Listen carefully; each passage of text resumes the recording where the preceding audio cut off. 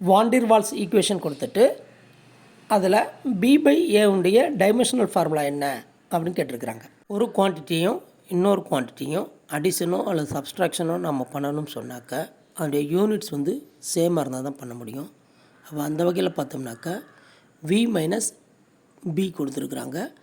அப்போ பியோட யூனிட் வந்து வால்யூமோட unit nothing but metre cube. அதனுடைய டைமென்ஷனல் ஃபார்முலா எல் க்யூப்.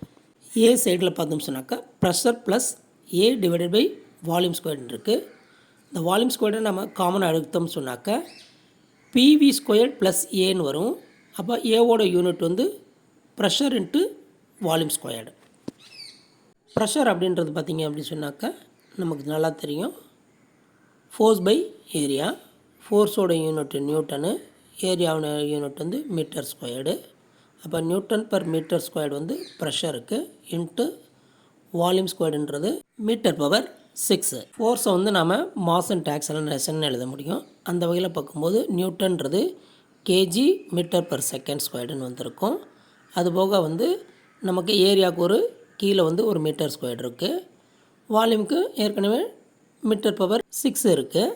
அப்போ அப்படி பார்க்கும்போது இது எல்லாத்தையும் ரிசால்வ் பண்ணோம்னு சொன்னாக்கா KG metre power 5 divided by second squared வந்திருக்கும். அப்போ இதுக்கான டைமென்ஷனல் ஃபார்முலா போட்டோம்னாக்கா கேஜிக்கு வந்து மாஸ் எம்மு, மீட்டர் பவர் 5க்கு வந்து L power 5 divided by second squared இருக்கிறதுனால டி இன்வர்ஸு 2ன்னு இருக்கும்.